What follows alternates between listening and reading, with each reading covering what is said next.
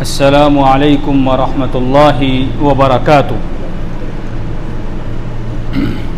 آج کے خطبے کا عنوان ہے نیا تعلیمی سال۔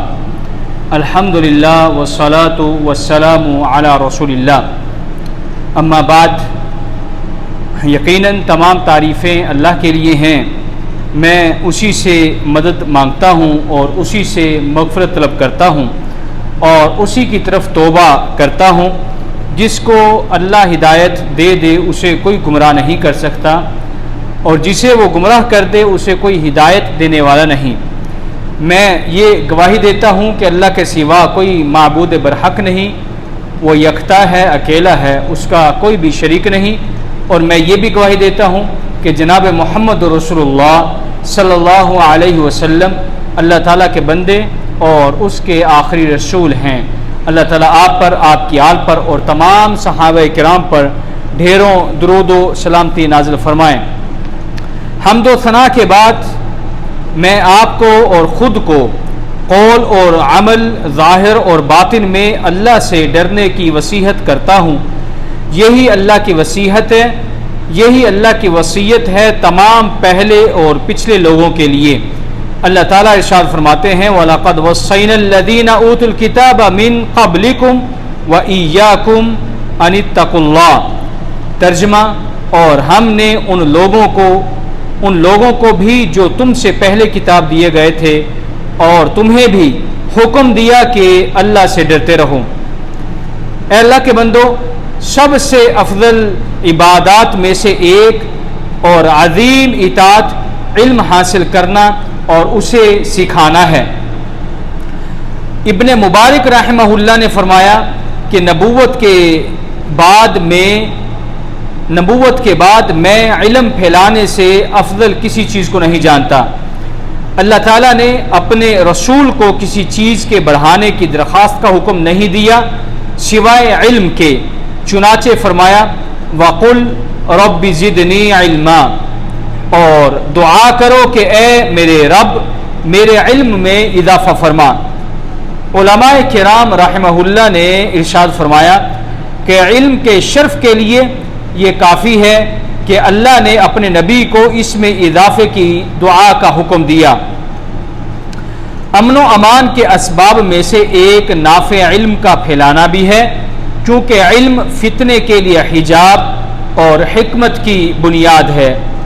چنانچہ علامہ ابن قیم رحمہ اللہ ارشاد فرماتے ہیں کہ جب علم کسی بستی میں ظاہر ہوتا ہے تو اس کے اہل میں شر کم ہو جاتا ہے، اور جب علم چھپ جاتا ہے تو وہاں شر اور فساد ظاہر ہوتا ہے۔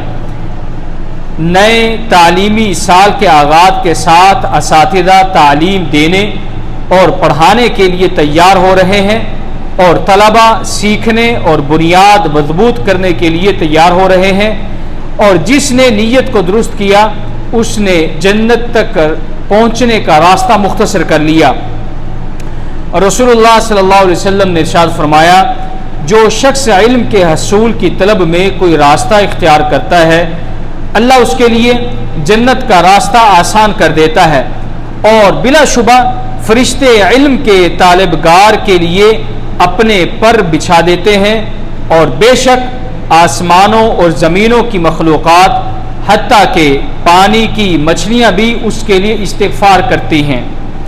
تعلیم کا پیشہ ایک شریف اور عظیم امانت ہے، جس کے تقاضے یہ ہیں کہ معلم اپنے قول اور فعل میں بہترین نمونہ ہو، اپنے علم اور عمل میں ماہر ہو، اپنے دین اور شناخت پر فخر کرے، اپنے منہج میں معتدل ہو، اپنے طرز عمل میں میانہ روی اختیار کرے، اور اپنے طلباء اور رعایا کے ساتھ اس کا رویہ نرم ہو۔ چنانچہ حضرت معاویہ بن الحکم رضی اللہ تعالیٰ عنہ نے رسول اللہ صلی اللہ علیہ وسلم کی تعلیم کا وصف بیان کرتے ہوئے فرمایا ما رأیت معلما قبلہ ولا بعدہ الی آخرہ، کہ میں نے آپ صلی اللہ علیہ وسلم سے پہلے اور آپ صلی اللہ علیہ وسلم کے بعد کسی معلم کو نہیں دیکھا جو آپ سے بہتر تعلیم دے سکے۔ اللہ کی قسم آپ نے مجھے نہ ڈانٹا، نہ مارا، اور نہ ہی کبھی برا بھلا کہا، रवाहु मुस्लिम।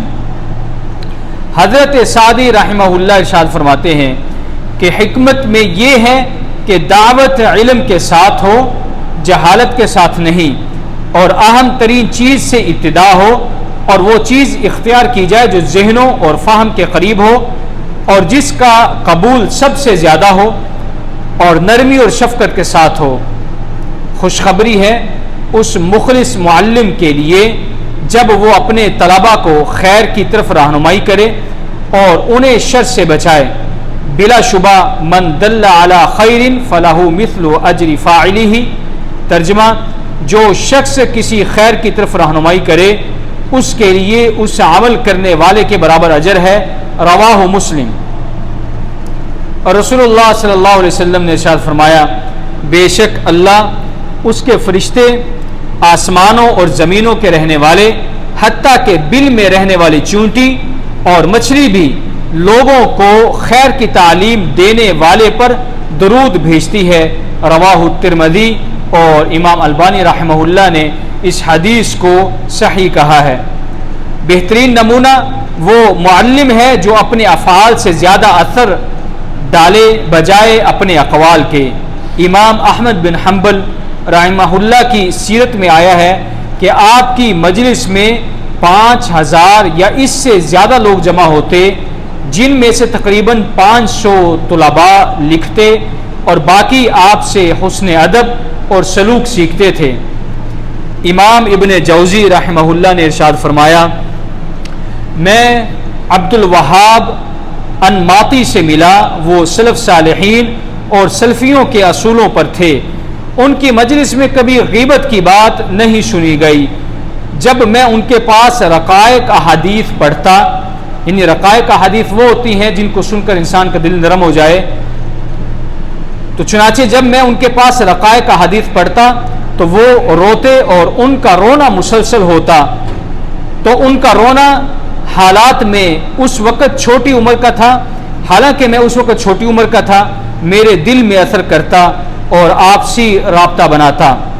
तालीम एक मुश्तरका ज़िम्मेदारी है। मदरसा, घर, मुअल्लिमीन और औलियाए अमूर के दरमियान हर वो शख्स जिसके पास रियाया हो उस पर ज़िम्मेदारी आयद होती है। रसूलुल्लाह सल्लल्लाहु अलैहि वसल्लम ने इरशाद फरमाया, कुल्लुकुम राइन व कुल्लुकुम मसऊलुन अन रइयतिही इला आखिरिही। तर्जमा, तुम में से हर एक निगहबान है और हर एक से उसकी रियाया के बारे में सवाल किया जाएगा।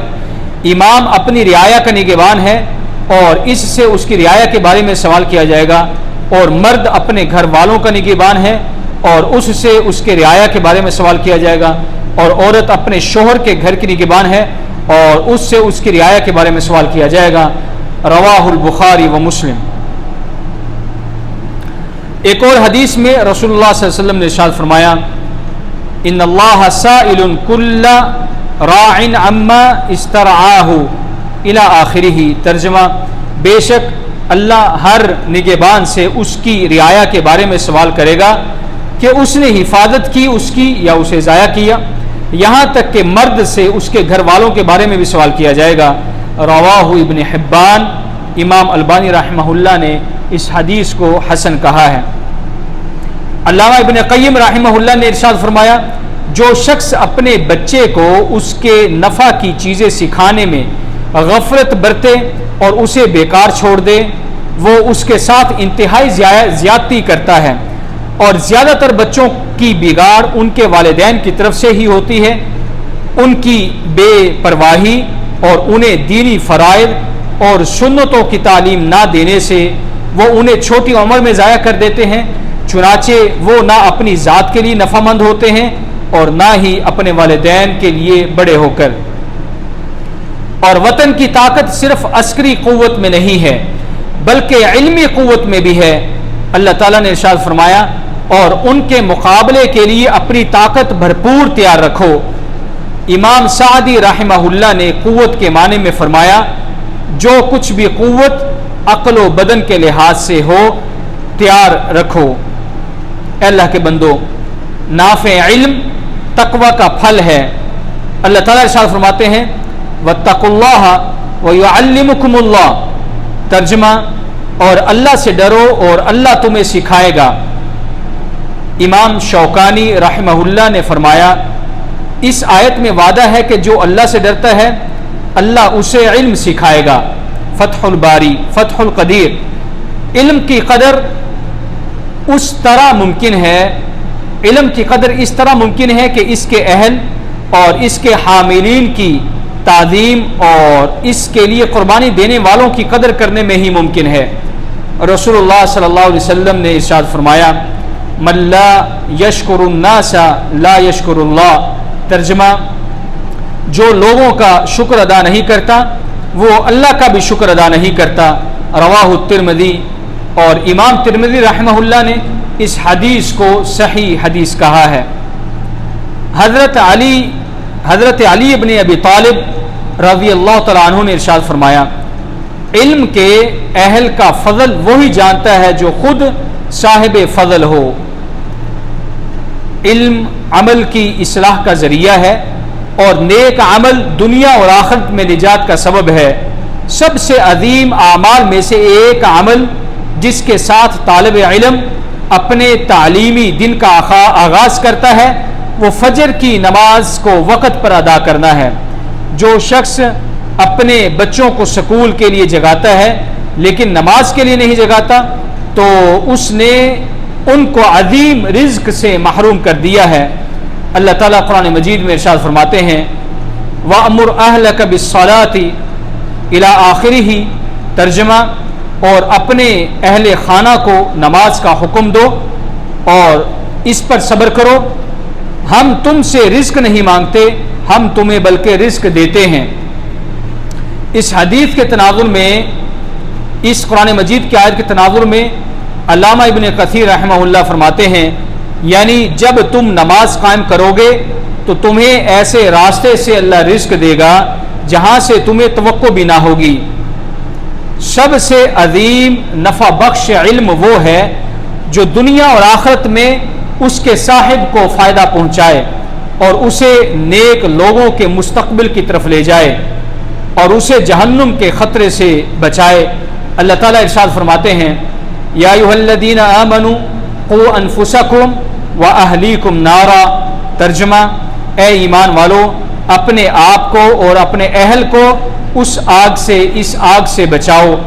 مفسرین رحمہ اللہ نے اس آیت کے تناظر میں لکھا کہ انہیں ادب سکھاؤ اور انہیں علم دو، اور بعد نے کہا مسلمان پر یہ بات لازم اور ضروری ہے کہ وہ اپنے اہل خانہ کو وہ سکھائے جو اللہ نے ان پر فرض کیا ہے اور جس سے اللہ نے انہیں منع کیا ہے وہ بھی بتلائیں۔